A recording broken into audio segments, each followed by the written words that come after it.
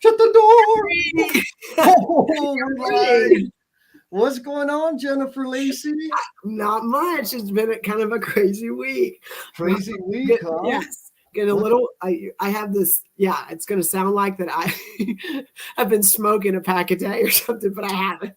I thought you quit. I never started, but you cannot tell by my voice. I love it. What is going on, people out there in the Omniverse? We are here. No BS with Jen and Jess. We're gonna have some fun today. Yes. Oh, look at that. We already got somebody. Yay! Sarah, what's going on, Sarah? Thank you for the reminder. Oh, damn, I forgot. I forget about holidays, Jen. Did you know that? Yes.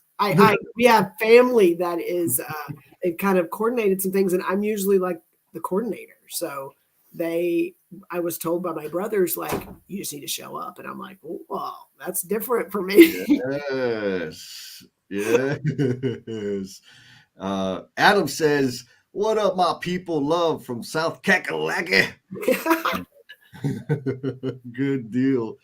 Oh man, so yeah, I think we were talking backstage how I've been fighting with allergies, but like real allergies.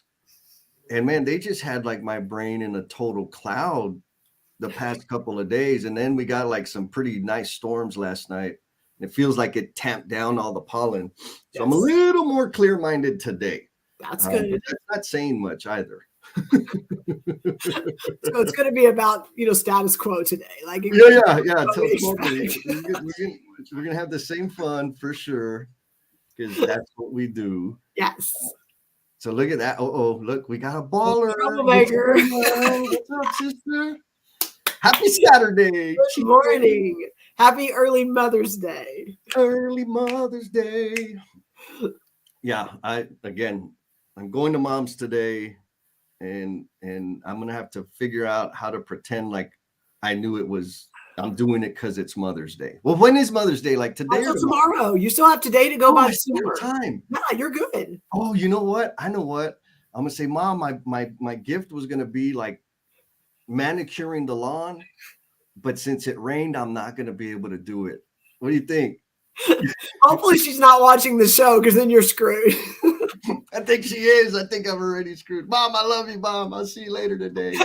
Hey, we got Mr. Vince from the Deuce Dime. What's up, Vince? Morning, Vince. Good morning. Oh, my goodness. We got Jen. He's been out for a while. He's back. He is back. I love it. Oh, look at that. We got a compliment. Yesenia. Yes. Sarah loves your hair. Me too. She's got amazing hair. Oh, and it's always different every time you see her.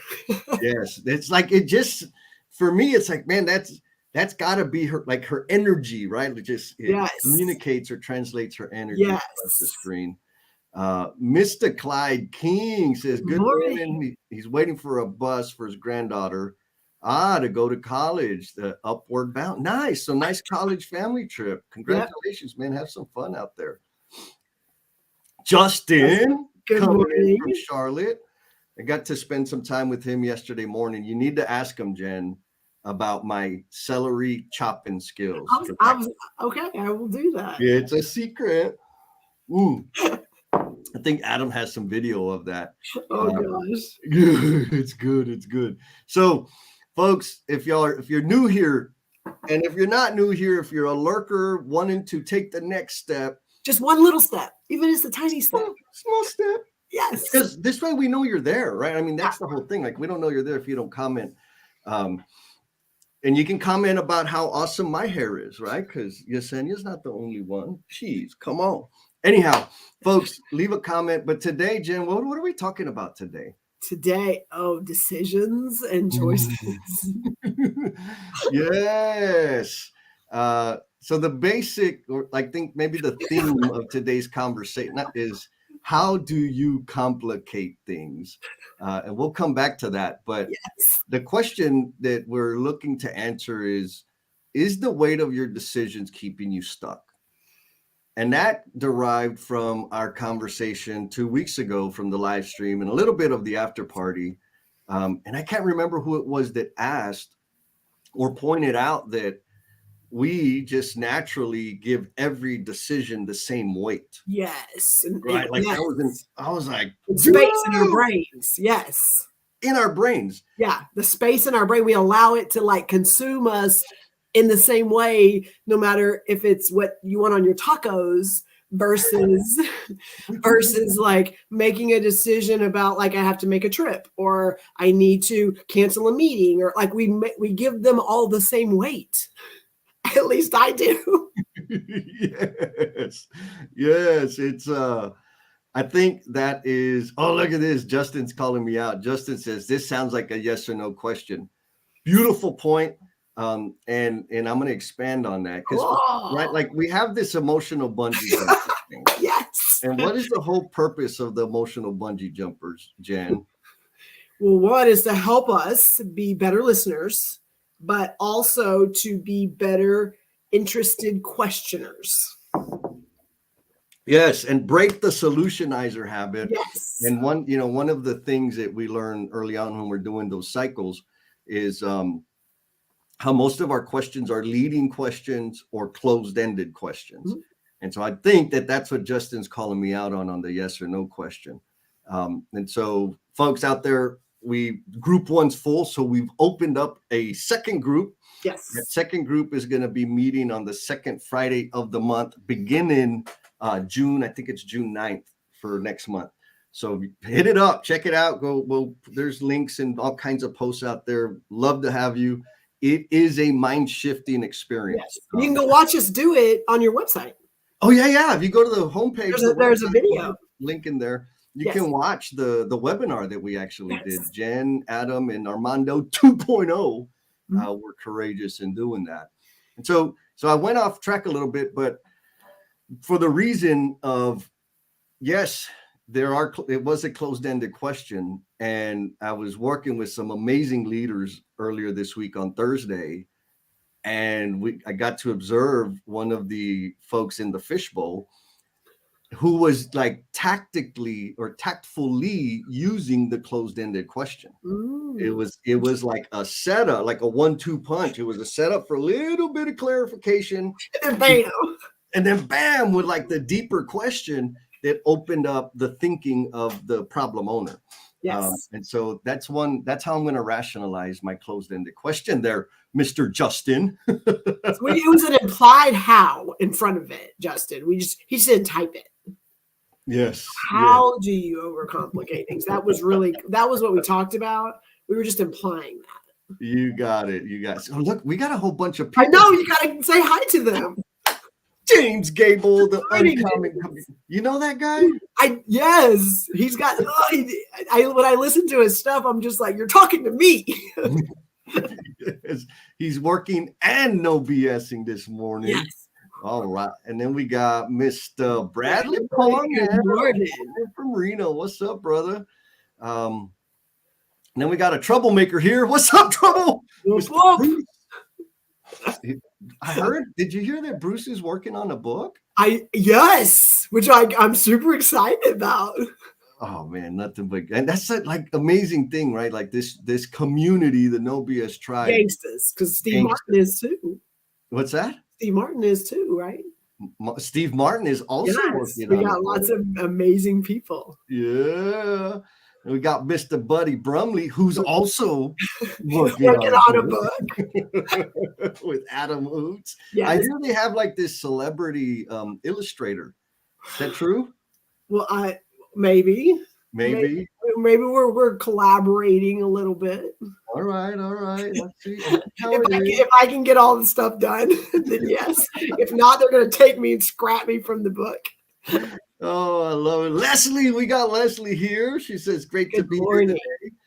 And then Pamela. Oh, I know Pam. Tell us about Pamela. Yeah, so Pam, it's an amazing story, and I won't go too long. But Pam worked for a trade partner of someone we worked with up in South Carolina on a previous job.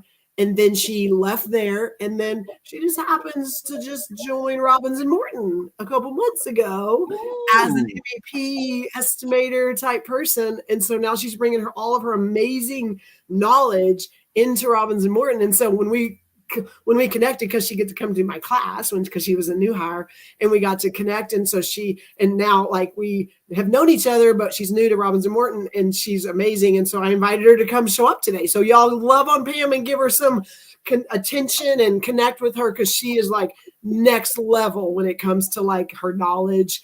And she's a lean guru too, which makes me happy. Fantastic. Pamela, nice to meet you. I hope you'll have some fun this morning and ask Jennifer some tough questions. Oh, whatever. Yeah. And then look, this he's back in New York City. He's back from Brazil. Yeah, he's back. I gotta hit him up. Will, how you doing, my man? Love that you're here. He's gonna be here for a bit, and so we'll share some smiles and some positivity, some kindness with the rest of the tribe out here. And then we've got the chief marketeer, Steve. Good morning, Steve. Good morning. And then Cindy. Good morning, Cindy.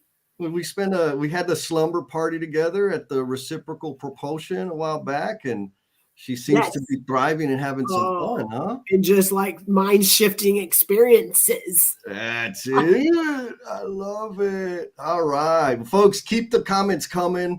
Love that you're here, and we're gonna have some fun this morning. So we're gonna be talking again. Is the weight of your decisions keeping you stuck? And like Justin pointed out, that is a closed-ended question.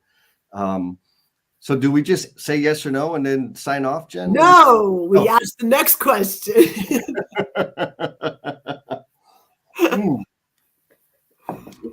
So here we go. So folks out there in the Omniverse, here's a challenging one, a revealing question for y'all to chew on while we get this conversation going is, how do you overcomplicate things? Yes.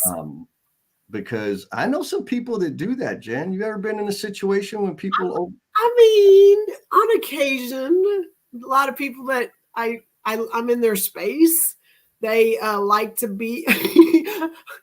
Yes, I do.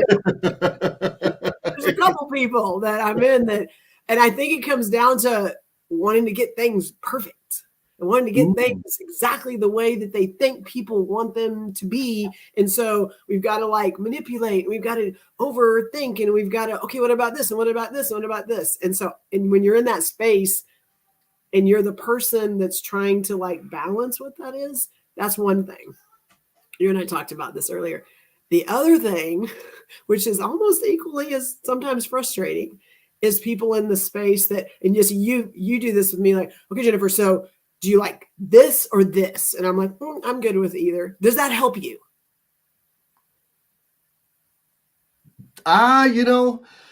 It depends. There's times when... Good morning, Aaron. Yeah, Aaron's saying, good morning, Jennifer Lacey. What's up? Aaron coming in from Alberta, Calgary. So there's times when the like this or this helps, and I think it's an appropriate tactic. And I guess maybe that's kind of the underlying message here is there are many ways to handle that and help people get unstuck. Yes. And so for me, it when I offer options is usually after a couple of layers of dialogue and questioning. Okay. Did I miss the point? I think so, because no, you didn't. You answered the question. Thank you. But to me, when you have a space where you're in and you have people that overthink and are like letting things completely, like, I guess, weigh down how you get to your decision, and then you have the other one where it doesn't. They don't care. It doesn't matter to them, and you're in the space with those people. How does that help? Oh, yeah, it doesn't matter. That kind of thing. Like, should we do this or that? Well, whatever. Negative. Right? Like I mean, everybody knows this conversation of what do you want to eat? It doesn't matter. I have literally when it comes down to it, they're like, Mom, we don't care. I don't care either. I'm fine going home. Like, I will not throw I learned this from my dad, because growing up, 4 kids, single father, he said he'll throw something out there. No. So something else out there. No. He's like, okay, I'm done. And we're like, what do you mean? He goes, no, now it's your turn. Now it's your turn. to throw some ideas out there so I can just say no to all of them. I mean, it was just like, and it was one of those that he made us realize, like, oh, like we don't have a plan. We don't need to be saying no to anything. And that's it. Like they're like, well, no. And I'm okay. Then we're going, what do you mean we're going home? We need to go. Okay. Well, then you got to tell me where we're going. Well, we don't care. I don't care either. It's like yes. of disaster. Yes. Now Leslie brings like, this is totally Jesse language. Yes, exactly. Just make a freaking decision. So what I do when I'm in that freaking cyclone of quicksand, doesn't matter. Well, what do you want? What do you want? You know what? We're gonna get some McDonald's. We're gonna get 6 chicken nuggets. You get 3, I get 3.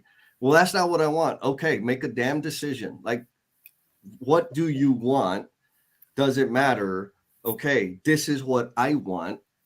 Oh, I don't want that. Okay, what do you want? Like, yes. There and so like that food conversation is one that we deal with all the time, and there's a whole lot of other stuff underlying that, right? Like, whoa, why don't you know what I want to eat? We're not going to go there because dang it. no, because I am not equipped to have a positive conversation about that. But you could read our Lean in Love book. I think there's some examples in there. Yeah, absolutely. There are some good examples in there that kind of help us get to the root of this sort of thing. Yes. But in terms of giving every decision, every option, right? We'll just stick with every decision the same weight, I think is a large thing of what adds stress to our life. Because what am I going to eat for lunch has the same weight of, am I going to go help my friend that's in crisis? What am I going to have? What am I going to put? What kind of fancy foo-foo coffee am I going to get? Has the same weight of, how am I going to move the needle in my business and my personal life? What do you think about that, Jen? Is it like 100%? It's, I mean, for us, because most people here are on social media, influencing, doing really contributing and really sending a lot of positive messages out there. And I've even seen to that point on, do I post? Do I not post? Who's going to get offended? Who's not going to get offended? Is it the right message? Is it going to reach the right people? Like, and again, you've helped me just put the crap out there. And then if it works, it works. It doesn't. Guess what? You always have tomorrow. You always have this afternoon. I mean, like it's one of those things that, and to me, that's one that's simple, but it's one that a lot of people swim in, because then like, who's going to read it? And what, I mean, and we've had that conversation too, on just the overthinking of, perception and all, like those things can drive you crazy. Yes. And you will get nothing accomplished. Yes. And that's the issue. And for me, if I'm not progressing, that is when I feel the most frustrated. It's not when I'm making bad decisions or embarrassing decisions or whatever, falling short. It's when I'm not moving. And I think that's what the people that I've worked with, it's the observation that I've had. It's like, they're not frustrated. It's not the failure or missing the target or, getting egg on their face that is the problem. That's not, like, their fear of it is keeping them stuck. And the fact that they're not moving is what the problem is. And so it's like, how do we get them unstuck? So we got a lot of great questions on how do you overcomplicate things. So Steve Martin, I think he's role playing here. He says, let me think about it.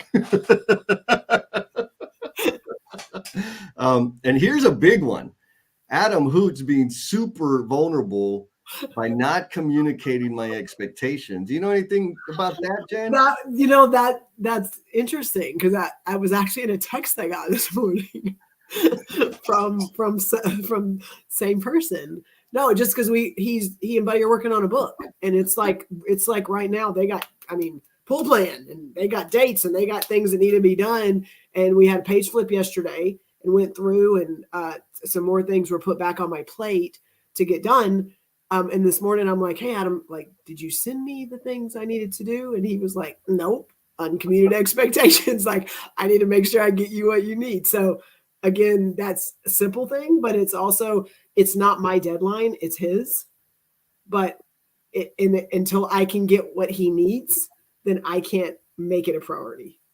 So that it sometimes you put those things on other people and they take them. I have received it. I want to help, but if I don't get what I need to be able to give him what he needs, it's going to create this weird place. Yeah. Funkiness, super funkiness. Yeah, uncommunicated expectations. That's just a recipe for disappointment. Yes. Right. And then after we experience the disappointment, we don't really want to say it because maybe I'm just being a little too ornery about it, which then devolves into resentment. Yes. And then our relationships start decaying. Ooh, which is the huge part, the crux of everything, because something uncommunicated could then cause the resentment that it could break something that it was like, come on now. Like it's such a simple thing, but we allow it to go down this nasty path. And if Adam wasn't so used to me calling him out and being honest with him and having real talk with him, like it could have gone in a very not good direction. Yes, look at that. Adam says, I love being called out by Jennifer first thing in the morning. It's like smelling napalm first thing in the morning.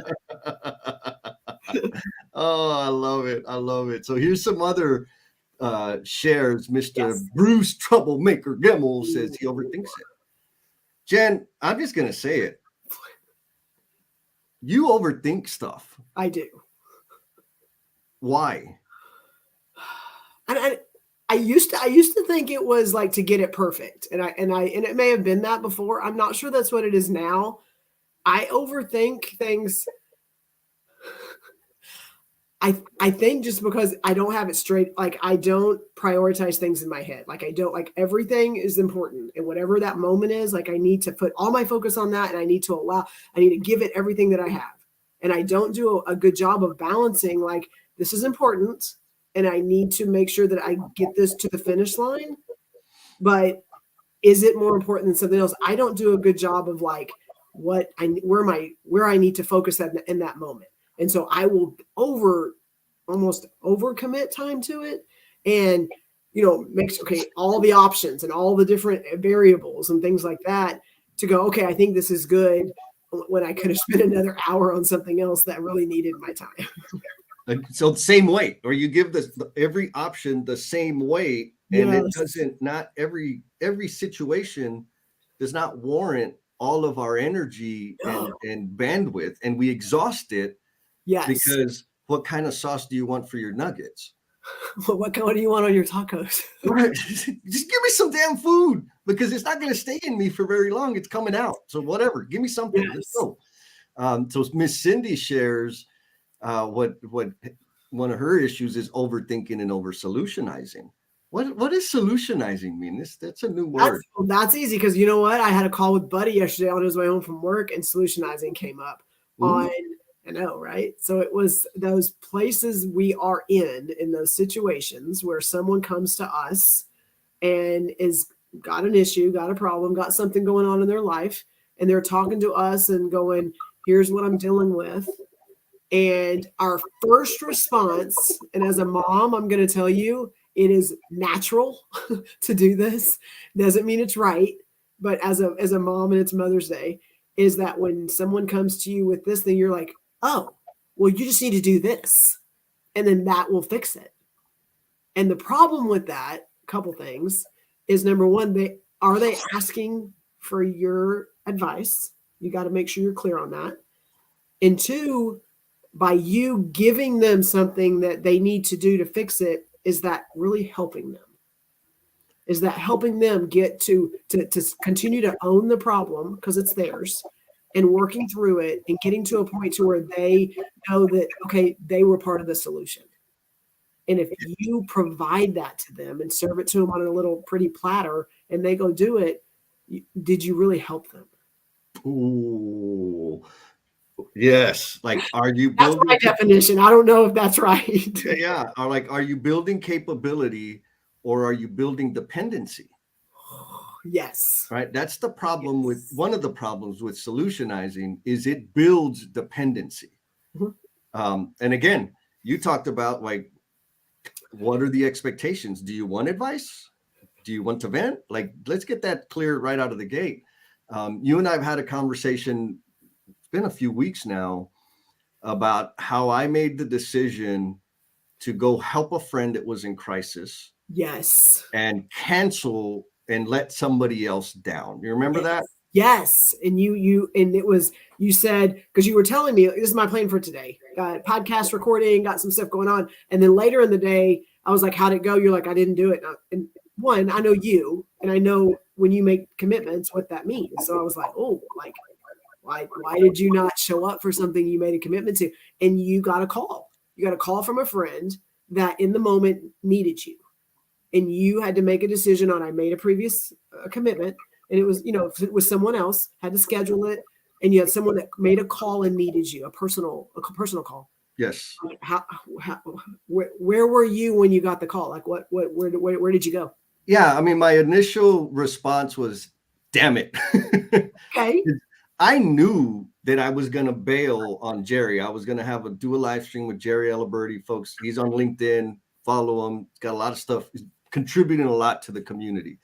And I was like, man, I'm going to share the stage with him. And this was going to be, I was excited about it. Yeah. And like you said, I made a commitment. Mm-hmm. And I know you, like a commitment's a big deal to you. I know that. Like, if I'm going to do it, I'm going to do it. And that was compounded with the fact that I'm letting him down. He's letting other people down, right. And it's super public. Because it's on his, I mean, you know that you do podcasts, so you schedule people. And if something doesn't happen, it changes your calendar. It changes how everything up. Yes. Right. So I knew how much it sucked for him. And the call I got was a friend in crisis who needed help. And so there's two layers here. One is that decision. And then the other one is, what do you do with that? Right. In terms of building capability and enabling people. And so it was a very easy decision for me. And one of the filters that I use in my decision-making is, how much is it going to hurt? Like, what's the impact of this decision in the next 5 minutes? Yes. Right? 5 days, 5 weeks, 5 months, 5 years. Yes. And so that the decision to flake out and leave Jerry hanging, that was probably a 5-week impact, right? Like he could have hated my guts. We're still connected. I still owe him a lot for being graceful with me. But it was like the pain of that, the perceived loss, we'll say perceived loss, was that about 5 weeks worth of loss. Mm-hmm. My friend, the situation that my friend was in, that was a year impact. Like for life. Like a lifetime. It was a big, like, it was, if I didn't show up for him because I had a live stream, right? Like, easy decision. Mm-hmm. I'm going to go help my friend. I'm going to lose some face over here. I'm going to lose some credibility. I'm going to let somebody down. And I'm going to go help support somebody that's in the middle of a damn storm that I have specialized experience in dealing with. Mm-hmm. So that's what I did. And like, that's a pretty pronounced difference in terms of what I had at the table. But when it comes to me, like deciding how am I going to do, what am I going to do right now? It's just that.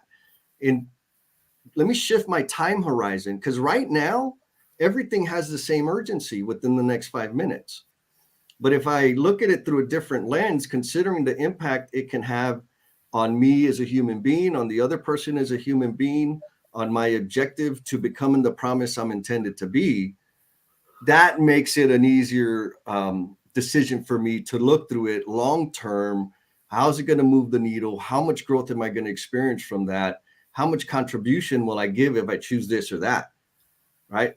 So guess what? I don't worry about nuggets. I don't worry about freaking barbecue sauce. Just give me food. Let's eat the food. Oh, you can't make a decision? Or this is another one. Hey, let's have a call. Let's have a follow-up group call. You know, what time works? And tomorrow, 8 a.m. Oh, I can't do tomorrow. And the reason I do that, one, I make sure I'm available when I open my mouth that way. But two, it forces people to stop thinking conceptually about when and look at their calendar and say, oh, how about Thursday? No, how about Monday? How about next Tuesday? Okay, okay, boom, boom, boom. If nobody throws something out there, we wonder and flip flop and him haul around the damn thing. Like, let's just make a decision and pull the trigger. Mm-hmm.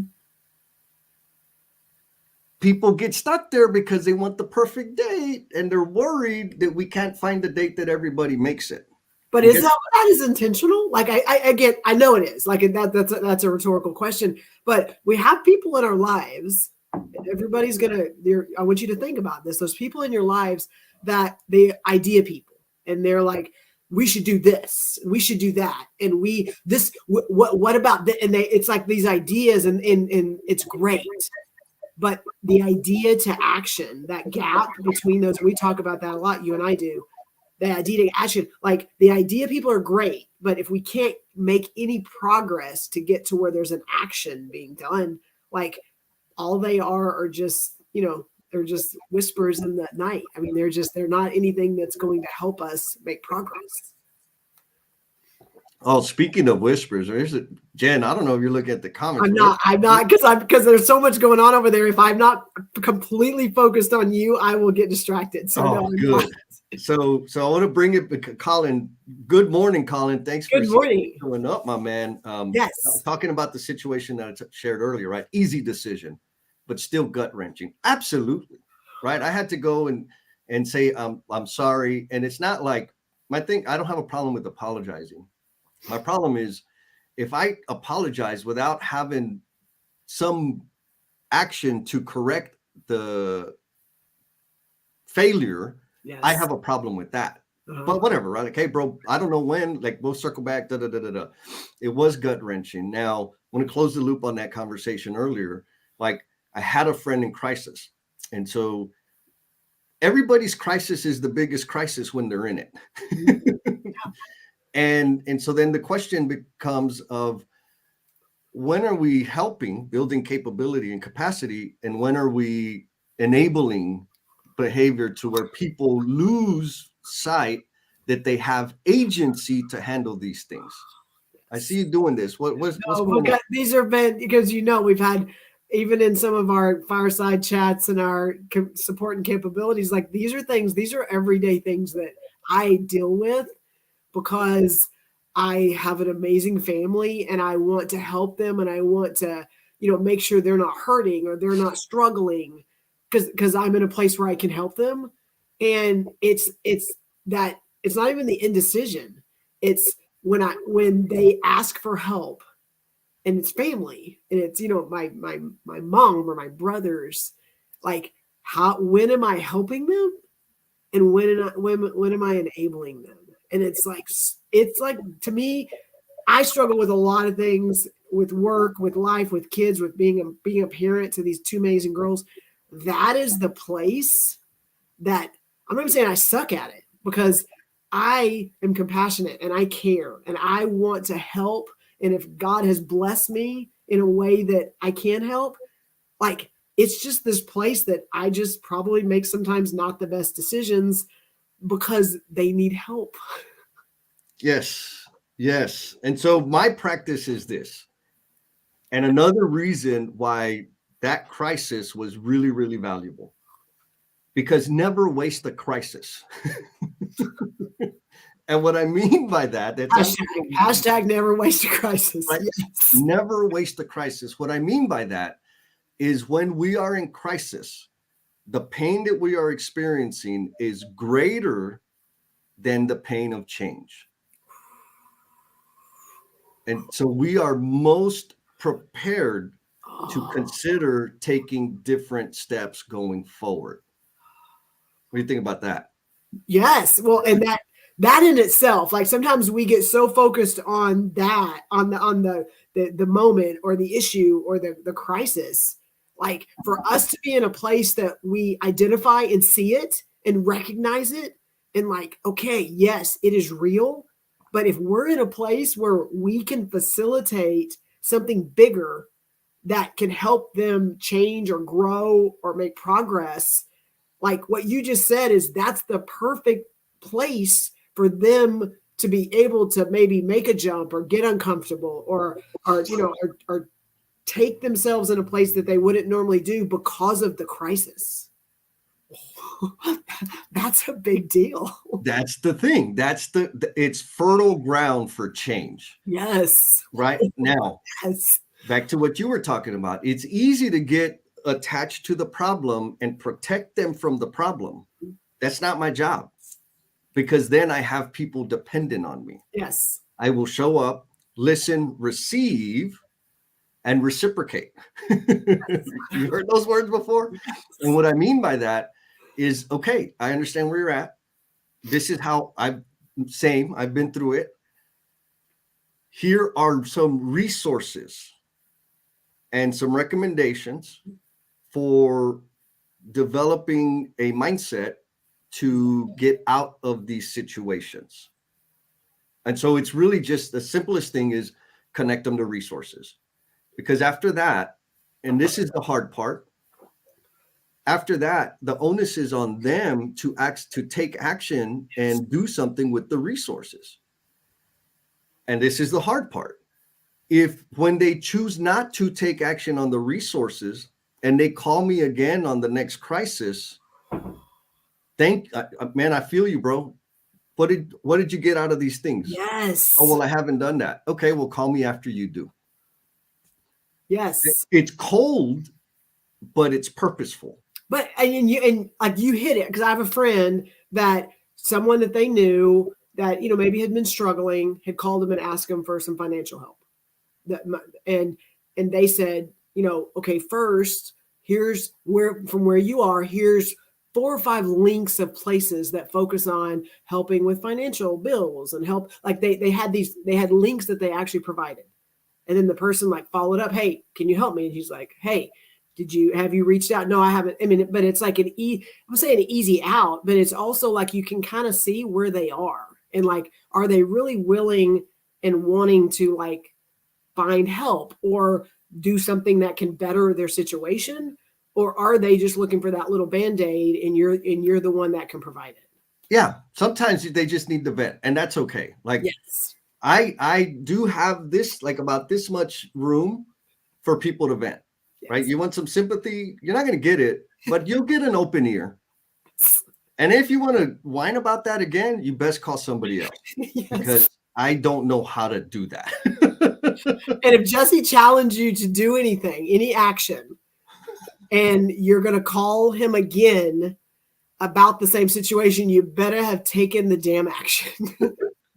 Because that'll be the first thing out of his mouth is, well, did you do this? And so if he's challenged me with stuff, and it's a funny thing that we do, like there'll be we usually talk every day, yes. But there's days that we don't talk. And I'm going to say it'll be because there's something on my plate. And I won't call him unless I have checked the box, because I know if I haven't and then I call him for something, oh yeah, but did you take care of this? I know that. So I'm like, if I don't own the things that have been on my plate, then I don't need to do small talk with him. I don't need to call him about anything else because I didn't take action on the stuff that I was supposed to do. That's hilarious. I love that. I love it. And also like, damn, I'm a jerk, but that's what it is. So Bradley says the hardest part is hearing Desiree in the background. That song is infuriatingly applicable, realizing you don't have to save the day. What about we wear capes every day, Bradley? We wear capes every day. What do you mean we don't have to save the day every day? Well, and so there's this other stream of thought going on in the background. Adam Hoots asked, this kind of between Adam and Justin and the rest of the tribe that's having this party, like y'all need to be paying attention to the screen, not the chat. No, I'm joking. I think it's so amazing. We know there's probably way more nuggets over there. Yeah. So Adam asked, at what point do you know that you have provided the adequate amount of thought? And then Justin responds, the adequate amount of thought for him is when he's considered the pros and cons of the decision. If only consider the pro, then I don't think that's adequate thought. Meaning, like if we're just looking at the highlight, right? Or this is my interpretation. We have not evaluated the situation thoroughly because we haven't considered the risk. Well, I'm gonna go even more to the pros and cons. So my daughters go to therapy, and their therapist has this amazing thing that she has when they're grappling with a decision, which goes right into the pros and cons. She not only has them look at pros and cons, but she even takes it another level, and she goes, what are the pros? Okay, what are the pros if I do it and if I don't do it? And what are the cons if I do it and if I don't do it? So it not only takes here's the positives and the negatives, but also what are the positives if I do it, but what are the positives if I don't do it? And then kind of being able to take it another level to make them have to think, okay, it not only just balancing it, but also like either decision, there's going to be pros and cons. So it's pretty cool getting them to think their mind in a different way like that. Yeah. Well, and so my observation is this is most of the folks, and maybe it's just the type of people I attract, have considered all of the cons and only the cons. What do you think about that, Jen? Yes. Yes. Yes. In the worst case scenario, and it's going to be a disaster, and just the world is going to end. And then what? And I'm like, and then the sun's going to come up tomorrow. Exactly. Right. Like, and then I'll learn. Right. Usually the answer that we are looking for is on the other side of action. Oh. If we don't take the action, we'll never know. And then we're still stuck. And that's the problem. So Adam said, Justin, when I start mentally, like back in terms, like, how do you know you've given it enough thought?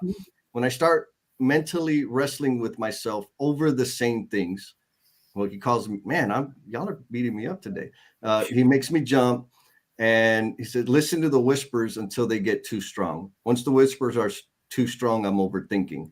And so, like, thank you, Mr. Hoots. That's a thing that I stole from Oprah, right? And I was watching some show way back, and she said something like, when you fail to hear the whispers, you will cause them to scream. Yes, we've talked about that, you and I. Right. And so what are the whispers, right? That's your intuition, that's your gut, the signals, the data points out there in the world that are signaling to me to go down a certain path or make a decision or whatever. And when I don't listen to them, they get louder and louder and louder. So one like example that I want to use, because it'll help people anchor on what I'm talking about. Before I got the last time I got arrested, before I got that last DWI, there was a series of a few months where my friends, people in my network were pointing out like, hey, bro, are you all right? Because I've been hearing your stories. Your stories are getting more and more wild. Like, yeah, I'm good. I'm checking on you, right? They were doing a pulse check in a respectful and graceful way. I started like Saturdays were super unproductive because I was hungover as hell. I was getting less done. And I was noticing it. It'd probably been happening for a year, but I didn't notice it. And so those were little data points, little whispers saying, hey, fool, you're getting out of control, right? And then, bam, I got handcuffs on and I'm behind. Like, now the whispers are screaming. So that's a pretty clear picture, I think, in terms of like, there are data points, there are signals out there that are saying, hey, do this, do this, do this, do this. And when I ignore them, they get louder and louder and louder. And in this negative description, it turned into a really bad thing, which I needed I needed that to happen because I wasn't going to hear it. The outcome of that was me being more sensitive about listening and responding to the whispers.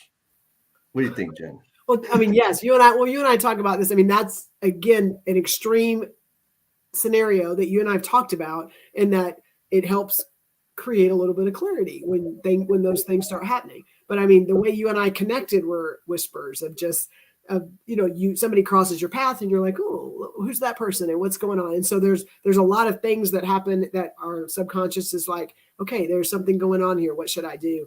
And it's, I think for me, who I'm an overthinker, I'm actively aware of it and working on it, but it's also, it can be so tiring and so like draining to like live in that space, because like your brain doesn't have time to rest when you are constantly trying to, like, everything needs all of your attention and everything needs to look at all the scenarios. And what about this? And what about that? Like, your brain needs time to rest. And there's times where I call Jesse, I'm like, my brain is just tired.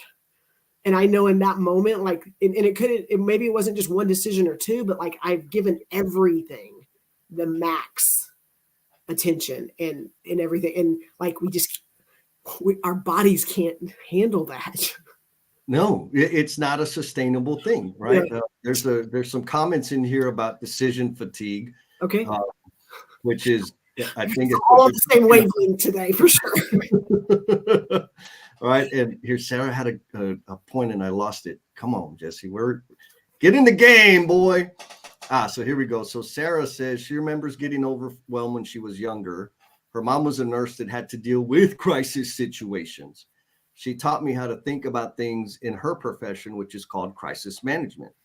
It definitely teaches you how to prioritize decisions and make you weigh them differently. And that's the key point here, is weighing your decisions differently and practicing that, because I don't think it's a natural thing. You just described where every decision gets the same intensity and then you're exhausted and you got nothing left because you're worried about the damn sauce. Right. And Steve Martin says, where do you say it? He said, here you go. Right. Way more nuggets in the chat, but we're stuck on deciding what sauces everyone wants. Gold.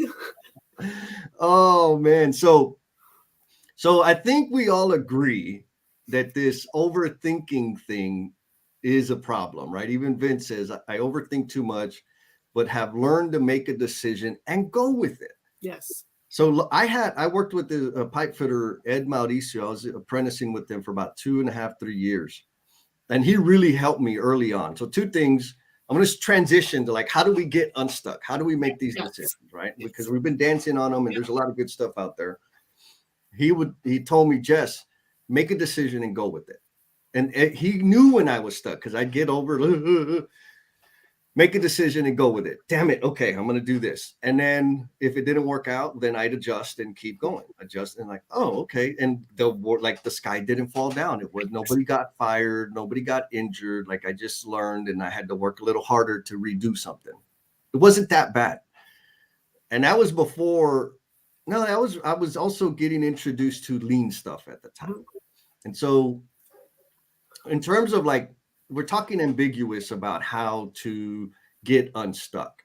And so like let's not be ambiguous, let's be direct.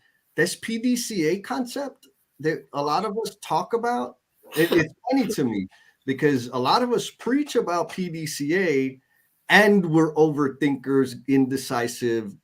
Gotta have it perfect. Because you gotta get perfect. And so PDCA, you have a plan, you do the thing, check the results, adjust as necessary. Which is life. Which is life. Life. Like when we were learning how to crawl and walk, like we were falling and getting up and then, figuring out balance. And like as early as then we were doing those things and we've done them ever since. Riding a bike, everything we've done. Yes. And so Leslie says we have to let go of seeking perfection in order to make a decision. Mm-hmm. I'm 100% on board with that because I had a conversation with Matt Graves a while back, who, by the way, yesterday, y'all need to go check out his pod on YouTube. He did his first live stream yesterday. With Adam on it? With Adam, yes. Yes. Yeah, it was so awesome. I love because they talked about me a lot. That's of course they did. No, it was great because it was their first time. And Matt has opened up and shared how the perfection paralysis that he suffers with. And my observation is this: the problem with perfection is nobody sees it. And so then it's like, what do you mean by that? Why doesn't anybody see it? Because it's in your head, right? And you're wrestling and tinkering and massaging and pulling apart and teasing out, and you never present it to the world, so nobody sees it. Yes. Put the damn thing out there and then adjust, right? But that's life. That's life. We dealt with this yesterday specifically. So my oldest daughter is getting confirmed today. Very big deal. So Yeah. super excited about that. We had to get a cake. We ordered a cake for her, and the plan for the cake and then how the result from the cake came weren't exactly the same. And we had someone who ordered it that was really upset. But my daughter is just super excited about the event, and she has zero expectations. So like the cake is amazingly perfect for her because the perfection is not in her head. And and so it goes along with what you said. Like we get so caught up in our own perfection, and a lot of times the things we're doing are for other people. Thank you. And they don't know the plan. That's like when we go speak, Jesse, we're like, it'll be fine because no one knows what we're supposed to say anyway. It's going to be good. But I think there's something powerful there. Doing stuff in service to others, right? One of my coaches, when I was learning the sweat equity stuff, we were, we got to go get more video because we don't have we were off alignment on like 6 seconds of work. And me and my partner, we were learning together. We were like, no, that's not what happened. Well, we can't really see it in the video. Yeah, no. Let's go get more video of it. And our coach said, okay, so you're going to go over 6 seconds. You're going to go disrupt their work, get more video, come back and spend another hour in the air condition while they're out there suffering in poorly designed work. It's like, oh shit. Okay. And so that was that. What are we doing here? Who are we doing it for? For me to say my math was perfect? Yes. Or are we doing it to help them? Right. So working in service to others, man, got me unlocked. Let's roll. Okay, you win. Whatever. Let's make a decision. Let's go serve some people. Because even though we're doing it for other people, in our minds, it's like all these perceived expectations, like nobody else sees them but you. Just so you know. Yes.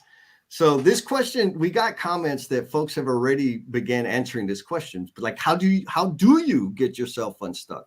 We talked about the time horizon, right? 5 seconds, 5 minutes, 5 whatever. It doesn't have to be 5. That's just the one that I use. Right.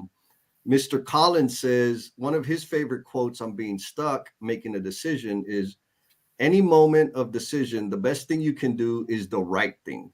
Well, the next best thing is the wrong thing. And the worst thing you can do is nothing.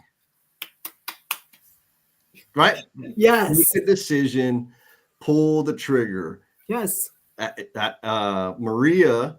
She says, go ahead, you go, because I know she says a lot of like, what's the next right thing or something like that. She lives like that.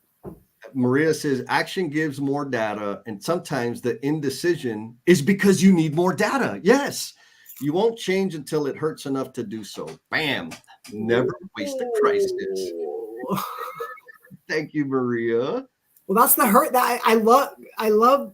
Like sometimes you won't change until it hurts enough. I mean, it's the thing that keeps us from jumping, because it's like, oh, what if we get hurt because we're going to jump? But also when we jump and then it's like, it opens up so many other things. It's like, what does Adam call the edge of destruction? Right there, living on that edge of like, what do I do? And so we just stay there because it's like, what if this? What if this? And then these what if scenarios completely end up controlling the situation.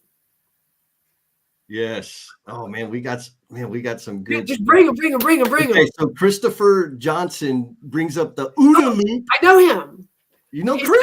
I don't know if I've seen him on before, so he may be a blue heart guy. Chris, I don't know if you've been on this before, but I think this is his first time. So y'all love on Chris. So anyway, I know him. Yes. And so what he points out is observe, orient, decide, act. Right. And thank you, Chris, for that contribution, my friend. Thomas LeMay and I, we were able to discuss that. We're doing the collabo sessions on the goal, right? You don't, I think the example that Thomas used was about fighter pilots. And the amount of time they have to make a decision, it's now, and it's life or death decision. Yes. And so what's the thinking paradigm that they used? It's the OODA loop. Yep. Observe, what do I see? Orient, where am I in relation to this? Decide and do something. Because if not, guess what? You're going down. Yes. Thank you for that, Chris. That's a great, that's a whole, I mean, that conversation in itself is just that, oh, quick. I mean, if you're around Jesse, like you better be used to that. Because if not, your head's going to be spinning and you're going to be like, you're going to be falling all over the place. Like, okay, okay, where we go? Yeah. And then Thomas says the best thing to do is the right thing, right? Kind of following up and reinforcing Maria's comment. The next best thing is to do the wrong thing. The worst is to do nothing, right? What Colin said. I think it's close to what Colin said. Doubling up, super, super powerful stuff. And then we got a vulnerable share here with our buddy Bradley. It covers up all our face, but that's okay. That's okay. To go back to the topic at hand, deciding to take a road less traveled in my career has stuck me back in the fear and insecurity of a new thing. What's encouraging is that I can look back and see my success the first time around, appreciate every struggle I forgot about along the way, and be recognized for bringing an underrepresented perspective to a field that particularly needs the insight. Damn, what do you think about that, Jennifer? Just bringing a different perspective. Like, one, Bradley, thank you for the share. And two, like, that's looking at something from a different perspective. It's, oh, I can bring something that no one even has thought about versus, oh, this is something no one's thought about. What if they don't like it? What if they attack me? What if they don't give it value? Like, for you to say it the way you did, Bradley, like, kudos, because it's like, I am bringing a different perspective that can provide value for people in the room that they may not even know it yet. We talk about that all the time. There's a lot of times that people don't know what they don't know. And until we voice it or we bring it into the conversation, all of a sudden their mind is expanded in a way that they didn't even realize, but we get so caught up on what about instead of just doing it. Yeah. Yes. I mean, what I got from his thing is like it's not the ideal situation, right? And we have to make very difficult decisions. Somebody commented in there, like sometimes you're choosing between bad and worse. Yeah. Yes. And what I got from Bradley's thing is the decision he made was less than optimal for him. But he's found that he can serve others in some way through that decision that he's made. And so that, I think, is it's a key, right? It can help us. It's the same key that you were talking about a little while ago, in that, who are we doing this for? What am I worried about? Am I worried about my own bones? If that's the thing, man, let's pump the brakes a little bit and let's think about, what are we actually trying to do here? Like, and speaking of what are we actually trying to do here, that's the main purpose behind our 900-year plan, Jen. Wouldn't you agree? Yes, 100%. So folks, believe it or not, and Jen, you can attest to this, we do have a 900-year plan. Yes. Yeah. Yes. It's the reason we bring in my 12-year-old, and there's a lot of things that kind of have maybe next generation, but yes, we have a huge plan. Yeah. And again, so back to like the getting unstuck. I know what my destination is. Is this decision contributing or detracting from me progressing on the path? Yes or no? If it's a no, hell with it, right? If it's a yes, let's do that bad boy. Like, and LinkedIn user, not sure, like, when we'll come back, we'll figure that one out. But LinkedIn user says, I'm here just joining and hearing Jesse talking about sauce. How do I decide?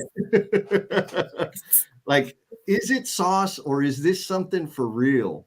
And we also have another celebrity answering Mr. Felipe. What's up, Big Daddy?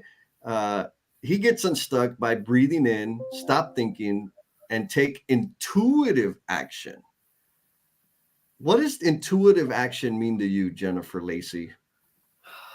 Well, internal. It just means something that something has to shift inside me. It can't just be an outward action that doesn't change the way I think. Yeah. That is what it means to me. You know, for me, the intuitive action is kind of what you talked about when we're planning and doing stuff. Like in the moment, I know what I just like, this is what everything inside of me is telling me to do. Huh? And so that to me is intuitive action. Like I'm going to do that now because of, I know the way there's different things that motivate me and excite me and whatever. So sometimes the motives are selfish because I just want to have fun and I want to see shock on people's face. And so I have to like temper my intuitive decision making. And again, the way I temper that is this in service to others or is this serving me? Am I protecting my ego? Am I guarding my insecurities?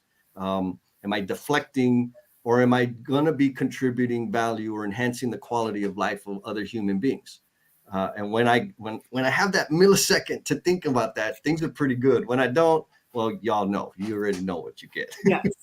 Well, you've helped me tremendously because again, as much as I will own that I'm an overthinker, I did a whole lot more of it before. And now my just decision to, Jesse knows, like I was a planner and I like to know kind of what we needed to do and what I needed to be prepared for, which, in our industry, your brain can kind of get in that place. And the more reps that we've had with no plan and no agenda and just show up, that have worked out tremendously well, and sometimes have gone in a different direction than we even thought it would, has completely confirmed to me that the more that we do this, the more that I am getting comfortable with it. Key point, y'all. It takes reps. Yes. It takes practice, right? And start small. Like if you're getting stuck on what the hell to put on your coffee, come on, man. Like for real? For real? Or you're getting stuck and do this. If you're on the side that always says, well, it doesn't matter, but it does. Yes. Examine where does that response come from? Yes. Because I think people do it to be polite. Like they think. I know. And it's like, yes. And this happens with my daughter all the time. And again, I'm trying to help my kids learn some of the things that we talk about so that they can be in better places as they get older and are adults. And I ask a question or she'll ask me for something. Oh no, I'll ask Alex a question. And well, I don't know. And is that okay? And I'm like, I wouldn't have asked if I wasn't 100% okay with it. Like I would not have put it out there just so that I can come at you and tell you that was wrong. So if I ask the question, anybody out there that's listening, I want you to tell me what you want. Yes, that is the purpose of the question. Yes. And so again, like getting clear on what the expectations or rules of engagement are, right? I'm not asking for my health. I'm not asking to pretend like I'm inviting you in. I'm really asking. Yes. and you're not actually, I am going to feel more respected and appreciated with an answer. Yes. So Bruce for clarity, just wants everybody to know he's not the one talking in the back of the class. It's them and it's their fault. I know, Bruce. I know that life. I've been living it for too long. He's not talking. He's in the back of the class dancing. What are you talking about? Yeah. Justin shares getting unstuck usually looks like this for him. He goes from I'm nervous to do this to I'm going to do this while I'm nervous. Oh, I like that. There's looking at it from a different perspective. Some courage there. And then Chris follows up, says, serve others, not above them, not below them, walk alongside them. Damn, gangsta. Yes. And LinkedIn user, and I agree with this because there are some nefarious motives out there, right? Prioritization tips, not always about the money. Most only focus on how to reduce costs by prioritizing. What do you think? Well, yes, and it's become apparent even this week. I've had 2 separate phone calls from people asking me, how do you want this to go? And it had to do with money, whether it's who gets credit for this, who gets a cut of this, who get any of those 2 separate ones. And without question, the first response is they get the credit.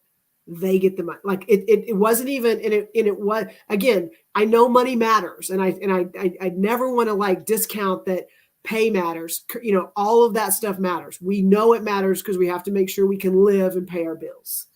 Yes. But like that just needs to be a given, that we've got to make sure people are compensated the way they need to be compensated. But when it becomes the money as the driver, the money is the motivation, or I'm doing this because I'm getting a cut, or I'm doing this because then I get credit. It will change. It will change the outcome. It will change the connections. It'll change the impact that you have. And we talk about the ripples, and when those ripples start with something as pure as just care, compassion, kindness, things like that, those ripples, they start so tiny and then they just get so big. Yes.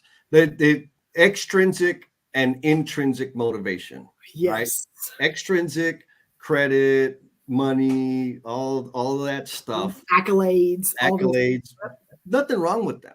Nope. The outcomes of seeking those versus intrinsic motivation are dramatically different. Right. I feel you, girl. And it's and you said, and it made me think, when you are seeking those things for the extrinsic, they usually will only come back and benefit you. And if you look at the things you're pursuing and the things that you're giving your time to, in the end, are you just going to be sitting at home on your couch just reveling in the glory of what happened? How magical is that? Versus the things you can do that impact people and industries and like just relationships and things like that. Like that's big. Total. And I think that's one of the characteristics of the tribe members. Oh, 100%. 100%. I'm watching. I mean, even some of the little nuggets over there, I see it. It's like all the love and all the care. It's like everybody's just over there supporting it and just building up the people around them. Yeah. Serving each other, contributing to enhance the quality of life for others. Yes. Maria says, feel the fear and do it anyway. Yes. Yeah. Lean into it. Just grab Jesse's hand and just say, I'm doing it, but you're doing it with me. And then LinkedIn user says, getting unstuck, sometimes knowing and accepting that your decision could be wrong and you're resilient enough to change your decisions could be liberating. Yes. Like, can you change your mind? Yeah. Can you screw up and still like make an adjustment and do it again and it may be better? Like, yes. Yes, you have that within you. Ian Smith says, most of the time I go by what my gut tells me. My morals and values guide that inner voice. I do what I know, what's right for others, even if it's the hard thing. Amen. Where it's more difficult is when it affects me personally. So focusing on others makes it easier for me to move forward. So again, right, evidence of what we just said is Ian's a gangster. He is gangster, next level. Yeah. And then I've been getting texts on the background. They said, Jess, you got to make sure Jen answers this question. So Sarah says she's curious about how Jen feels about setting boundaries. I find sometimes it is the people pleaser in individuals that get them stuck. That sounds like our next live stream or something. Time to dig into that. No, boundaries are hard. And I've learned, again, some of that is that there's only so much of me. And again, my priorities and what they are. We talk about how do you prioritize things. And for me, I sucked at this earlier. I'm doing a lot better at it. That my boundaries, what defines them? And for me, it is now the boundaries are defined by prioritizing my girls. And so and again, it bleeds into work, it bleeds into external, commitments, travel, things like that I have prioritized my girls. And so I now limit how many weeks a month I can travel. I limit if I have a commitment that I need to be at for my girls, then I will make sure people know I cannot travel. I cannot be there. We're going to have to reschedule. This is when I'm available. And I'm going to tell you, I sucked at that. And probably in the last year is when I consciously and intentionally made that decision. And my kids are happier. I'm happier. And I don't feel I'm being pulled in 1,000 different directions. Beautiful question, Miss Sarah. Because yes, like the boundaries are, my boundaries have betrayed me many, many, many times. And what I mean by that is I didn't have any. Like I was absolutely a people pleaser for a very, very, very long time. Not wanting to tell people no because I wanted or needed to feel accepted. And if I said no to anybody, that would mean I'm unacceptable. Or I'm letting them down. Yeah. Yes. And so the funky thing is, here I am saying yes to everybody. And what ends up happening? I let everybody down because I burn out. Yes. So we got 10 minutes left, Jen. I just posted the link to the after party on the Facebook and on the YouTube. And I think, so two things, Bradley, he's right. Books for everyone. Like you pointing that out, Brad. Like there's a whole bunch of tribe members out here that are authors on the verge of becoming authors. Yes. Like that's pretty damn awesome. What do you think? Oh, amazing. And I feel like at some point it's funny, like we're gonna have a no BS bundle. It's like we're gonna have a drawing and giveaway, and here's like all the books from the tribe members, and you get them all in a basket. That's a big basket. Yes, I know. So y'all, if you're not following Clyde has been posting on the regular, like extreme discipline about his experience. He's sharing his experience with the Omniverse, and he second guessed some of his posts, and he's changed them in a way that his point in them gets across better. And on everyone he gets nervous about, but damn the torpedoes and post them. Right? Pull the trigger, baby. Because the points that he's trying and bringing up are more important than a few feelings at times. 100%, right? Because you can't make everybody happy, and when you try to make everybody happy, you're just noise. You're just static at that point. But what's the point? Like, and again, part of it has to be what's your purpose, what's your morals, what's your values, what are you trying to do?